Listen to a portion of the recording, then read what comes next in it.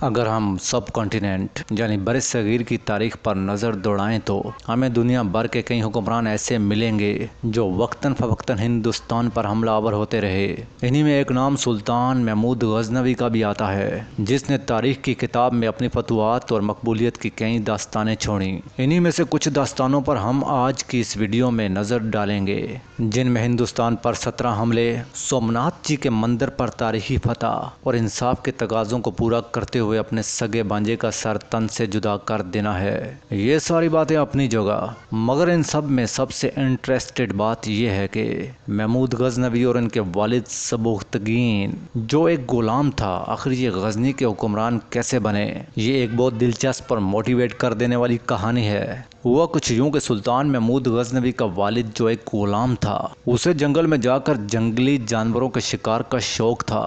وہ اس دن بھی جنگل میں شکار کی غرض سے گیا۔ سارا دن جنگل کی خاک چھاننے کے باوجود سبکتگین کو جنگل میں کوئی شکار نظر نہ آیا۔ اب دن ختم ہونے کو تھا اور شام تیزی سے اپنے پر پھیلا رہی تھی۔ سبکتگین مایوسی کے عالم میں واپس لوٹنے کو ہی تھا کہ اچانک اس کی نظر مخالف سمت کھڑی ہرن پر پڑی، جو اپنے ننھے منھے بچے کے ساتھ کھیل میں مگن تھی۔ سبکتگین نے اپنے گھوڑے کا رخ ہرن کی جانب موڑا اور اس کی طرف بڑھنا شروع کیا۔ اس سے پہلے کہ سبکتگین ہرن کا شکار کرتا، ہرن نے سبکتگین کے گھوڑے کو اپنی جانب بڑھتے ہوئے دیکھ لیا تھا۔ خطرے کو بامتے ہی ہرن اپنے بچے کو لے کر مخالف سمت بھاگنا شروع ہو گئی۔ سبکتگین نے بھی اپنے گھوڑے کی رفتار کو بڑھا دیا۔ اس سے پہلے کہ سبکتگین اس کا شکار کرتا، وہ پاس ہی موجود گھنے درختوں میں جا کر سبکتگین کی نظروں سے اوجھل ہو گئی، مگر اس کا بچہ اپنی کمزور ٹانگوں کی وجہ سے زیادہ دور بھاگ نہ سکا۔ سبکتگین نے ہرن کے بچے کو پکڑا اور اپنے گھوڑے کی پیٹھ پر باندھ دیا۔ شام تیزی سے ڈل رہی تھی اور اندھیرا چھانا شروع ہو چکا تھا۔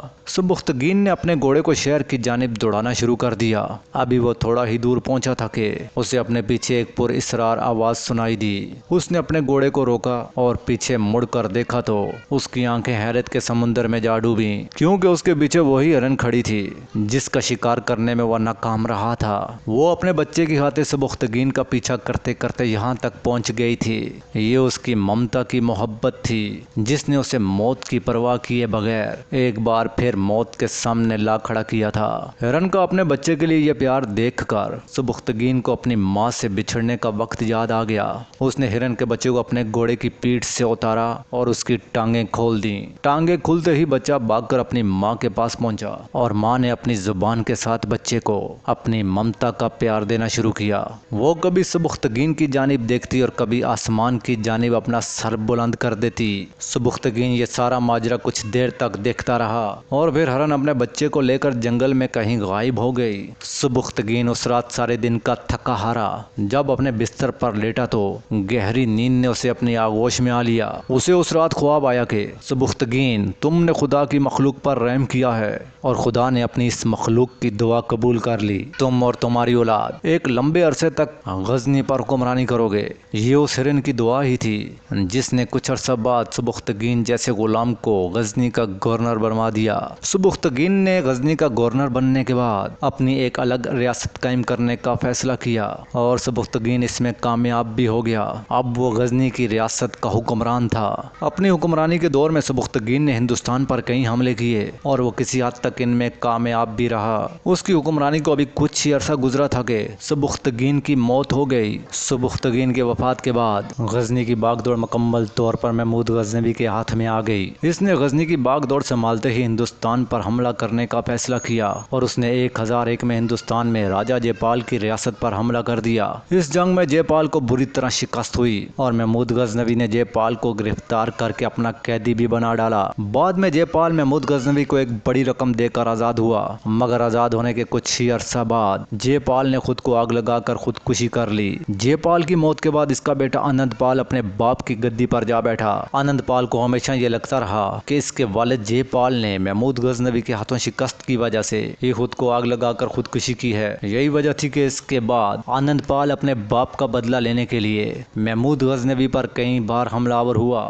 مگر ہر بار اسے شکست کا سامنا ہی کرنا پڑا۔ اب آنند پال کو اس بات کا یقین ہو چلا تھا کہ سلطان محمود غزنوی کو شکست دینا اس کے بس کی بات نہیں، لہذا اس نے اب کچھ الگ سے کرنے کا فیصلہ کیا۔ اس نے 1008 میں ہندوستان کی مختلف ریاستوں جن میں اجمیر، گوالیار اور دلی شامل ہیں، انہیں اپنے ساتھ ملا کر سلطان محمود غزنوی پر حملہ کر دیا۔ تاریخ میں اس جنگ کو ایک خاص اہمیت حاصل ہے۔ گھمسان کی اس جنگ میں جب جے پال کو اپنی شکست صاف دکھائی دینے لگی تو جے پال اپنے ہاتھی کو لے کر جنگ کے میدان سے بھاگ گیا۔ جے پال کو بھاگتا دیکھ کر اس کی فوج بھی میدان جنگ سے بھاگنا شروع ہو گئی اور اس طرح سلطان محمود غزنوی کو اس جنگ میں فتح حاصل ہوئی۔ اس جنگ میں انند پال کی شکست اپنی جگہ، مگر اس جنگ میں انند پال کی شکست کے بعد ہندوستان کی جو تاریخ بدلی تھی، اس کے بارے میں انند پال کے ساتھ ساتھ ہندوستان میں رہنے والے لوگوں نے سوچا تک نہ تھا، کیونکہ انند پال کو شکست دینے کے بعد سلطان محمود غزنوی نے ہندوستان پر پے در پے حملے کرنا شروع کر دیے۔ سلطان محمود غزنوی نے اپنی زندگی میں ہندوستان پر 17 حملے کیے اور یہ سارے حملے کامیاب مانے جاتے ہیں۔ ان حملوں میں سلطان محمود غزنوی نے ہندوستان کی فوج اور مال و دولت کے ساتھ ساتھ ہندوستان میں موجود مندروں کو بھی نشانہ بنایا۔ ان سارے حملوں میں وہ حملہ جس نے سلطان محمود غزنوی کو شہرت کی بلندیوں تک پہنچایا تھا، وہ تھا سومناتھ جی کے مندر پر کیا گیا حملہ۔ سومناتھ جی کا مندر ہندوستان میں موجود ہندوؤں کے لیے سب سے مقدس جگہ تو تھی ہی، ساتھ ساتھ یہ مندر ہندوستان کا سب سے امیر مندر تھا۔ سلطان محمود غزنوی نے گجرات میں موجود سومناتھ جی کے مندر پر اپنی زندگی کا آخری حملہ کیا اور 3 دن کی گھمسان کی جنگ کے بعد بالآخر محمود غزنوی کو اس جنگ میں بھی فتح ملی۔ اس جنگ میں محمود غزنوی کو تو فتح ملی ہی، ساتھ ساتھ ایک بڑا خزانہ بھی سلطان محمود غزنوی کے ہاتھ لگا۔ جیسا کہ میں آپ کو پہلے ہی بتا چکا ہوں کہ یہ مندر ہندوستان کا سب سے امیر مندر مانا جاتا تھا۔ سلطان محمود غزنوی مندر پر فتح پانے کے بعد اس مندر کے قیمتی دروازے بھی اپنے ساتھ غزنی لے گیا۔ کہا جاتا ہے کہ یہ دروازے بعد میں محمود غزنوی کے دربار پر نصب کیے گئے تھے، مگر جب ہندوستان میں انگریز آیا تو اس نے ایک عجیب سا کام کیا، وہ یہ دروازے محمود غزنوی کے دربار سے اکھاڑ کر واپس ہندوستان لے آیا اور آج یہ دروازے آگرہ کے لال قلعے میں موجود ہیں۔ یہ بات تو ہر کوئی جانتا ہے کہ محمود غزنوی ایک طاقتور اور ذہین حکمران تھا جس نے اپنی طاقت کے بل پر ہی یہ ساری کامیابیاں حاصل کی تھیں، مگر ان سب باتوں کے ساتھ ساتھ سلطان محمود غزنوی ایک انصاف پسند انسان بھی تھا۔ تاریخ کی کتاب میں اس کے انصاف کے کئی واقعات موجود ہیں۔ ان میں سب سے اہم واقعہ انصاف کے تقاضوں کو پورا کرتے ہوئے اپنے سگے بھانجے کا سر قلم کرنا تھا۔ ہوا کچھ یوں کہ ایک بار ایک شخص سلطان محمود غزنوی کے پاس آیا اور عرض کی، سلطان میں ایک مظلوم انسان ہوں۔ سلطان بولا، کیا ہوا؟ اس شخص نے عرض کیا، سلطان آپ کا بھانجا ہر تیسرے چوتھے دن میرے گھر آتا ہے، میری بیوی کے ساتھ برا کرتا ہے اور مجھے گھر سے باہر نکال دیتا ہے۔ میں اپنے ہی ضمیر کو اپنا منہ دکھانے کے قابل نہیں رہا ہوں۔ اس شخص کے یہ الفاظ سن کر محمود غزنوی سخت غصے میں آ گیا۔ اس نے اس شخص سے کہا، دوبارہ جب کبھی ایسا ہو تو تم فوراً میرے پاس آنا، اور ساتھ ساتھ اپنے درباریوں سے بھی کہہ دیا یہ شخص جب بھی آئے اسے فوراً میرے پاس لے آنا۔ تیسری رات وہ شخص بھاگتا ہوا پھر سلطان کے پاس آیا اور سلطان اس کے ساتھ ہو لیا۔ اس کے گھر پہنچا، چراغ بند کیا اور اپنے بھانجے کا سر قلم کر دیا۔ اس شخص نے سلطان سے بولا، آپ نے یہ چراغ کیوں بجھا دیا تھا؟ میں یہ ماجرا جاننا چاہتا ہوں۔ تو سلطان بولا، چراغ اس لیے بجھایا کہ بھانجے کو دیکھ کر کہیں میرے ہاتھ کانپ نہ جائیں اور میری تلوار کا وار خالی نہ چلا جائے۔ سلطان محمود غزنوی نے 35 سال تک حکومت کی۔ بعد میں وہ ٹی بی کا شکار ہوا اور اسی بیماری میں وہ دنیا سے رخصت ہوا۔ مرنے سے پہلے اس کی ساری فوج نے اس کے سامنے پریڈ کر کے اسے خراج تحسین پیش کیا اور آخر کار 29 اپریل 1030 کو سلطان محمود غزنوی 63 سال کی عمر میں اس دنیا سے رخصت ہوا۔ اس کے مرنے کے بعد غزنی کے مقام پر ہی اس کا مزار تعمیر کیا گیا، مگر 1974 میں ایک ایسا واقعہ پیش آیا جس نے محمود غزنوی کے قد کو دنیا میں ہمیشہ کے لیے اونچا کر دیا۔ ہوا کچھ یوں کہ 1974 میں غزنی میں ایک زلزلہ آیا۔ اس زلزلے نے محمود غزنوی کے مزار کو بھی شدید نقصان پہنچایا۔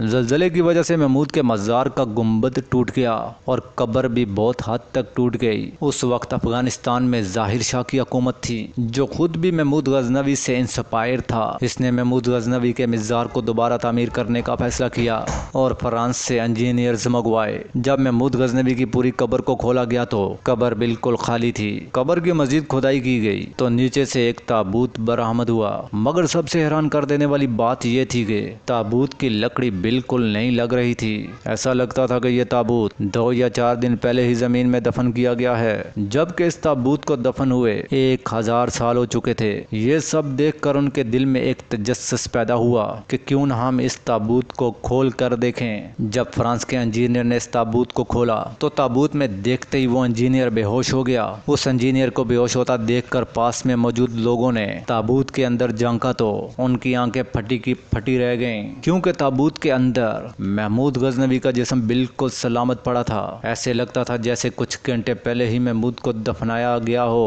गजनी में जलजले का आना, महमूद के मज़ार का टूटना और उसके चेहरे को दुनिया के सामने लाना खुदा की तरफ से आम इंसानों के लिए एक वाज़िह पैगाम था कि आप अपनी ज़िंदगी खुदा और खुदा के रसूल सल्लल्लाहु अलैहि वसल्लम के अहकामात के मुताबिक गुजारते हो तो खुदा के यहाँ आपका मुकाम ऐसा ही होगा कि हज़ारों साल बाद भी आपकी कब्र को खोला जाएगा तो आपका जिस्म मुबारक बिल्कुल सलामत होगा। कब्र का कोई कीड़ा आपको नुकसान नहीं पहुँचा सकता। अपनी आज की वीडियो को यहीं पर ख़त्म करते हैं और मिलते हैं अपनी अगली वीडियो में। अगर मेरी वीडियो अच्छी लगी हो तो इसे लाइक करें, चैनल को सब्सक्राइब करें और घंटी को दबाना मत भूलें ताकि मेरी आने वाली हर नई वीडियो सबसे पहले आप तक पहुंच सके। पाकिस्तान जिंदाबाद।